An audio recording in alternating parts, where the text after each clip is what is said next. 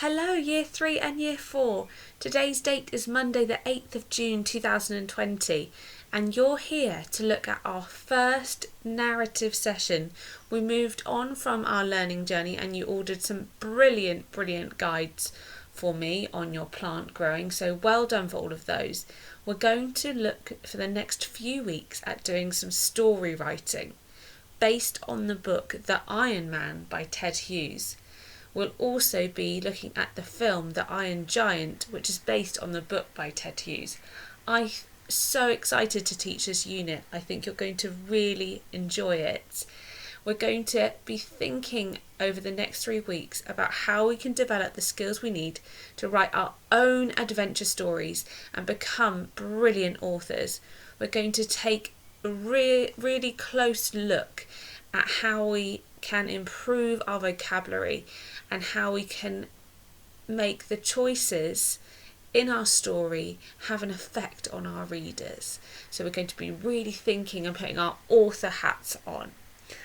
Okay, so without further ado, let's get started. We're going to be doing lots of practical sessions as well as sitting down and doing some writing. So I hope you're going to enjoy your first challenge.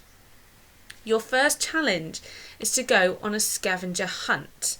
So I would like you to go for a walk around your house. You could maybe even perhaps go into your garden if you can get outside into your garden, or maybe just outside of your house. And I would like you to see how many different metal objects you can find. So, for example, if you're inside, you might go into your kitchen and find some saucepans. You might find some tin foil. You might see some cutlery. Of course, be careful when you're opening cupboards and things. You might want to do this with an adult. You could pop outside into your garden. Maybe you could find some metal things out there. Be careful, obviously, don't pick lots of things up from outside, and remember to wash our hands. But go and have a good look. Go and have a scavenger hunt. Now, on your way there, as you're going on your scavenger hunt, I want you to be thinking of words and phrases to describe the metal objects you find. I want you to think about their colour, their texture, their temperature, and maybe even the sound that they make when you, hit them, tap them, rattle them.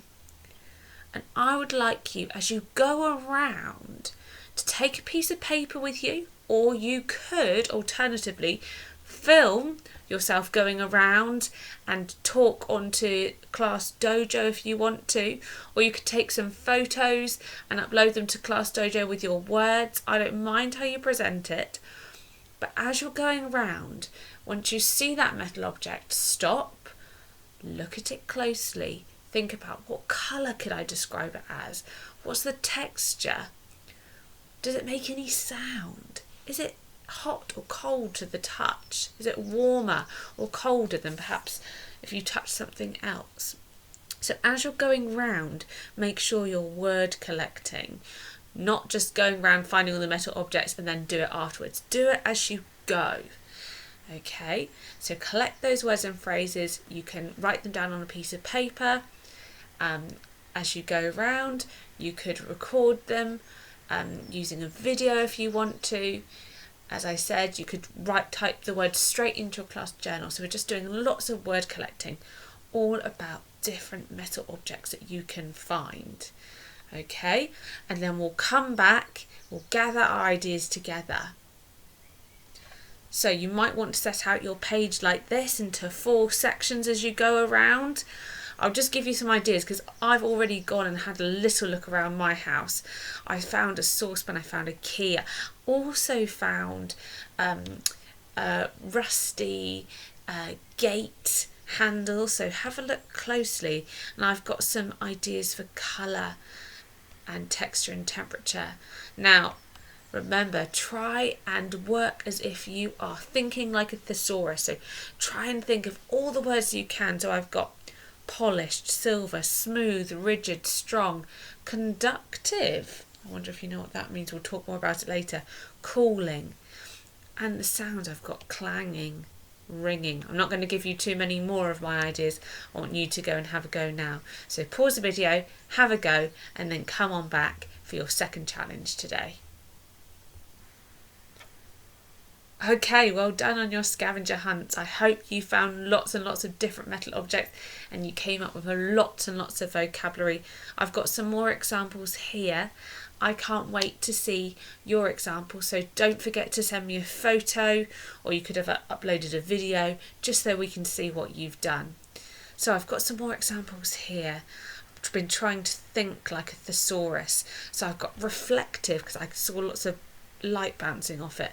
I've got defined edges, so really sharp edges I could have put there. Ice cold to the touch. Sounds, when I picked up the foil, it was really rustly when I scrunched it together. I've got bright, I've got striking. Down here as well, I've got some pictures. I've got a wheelbarrow, a rusted wheelbarrow. So that's actually quite different, isn't it, to the other words I collected.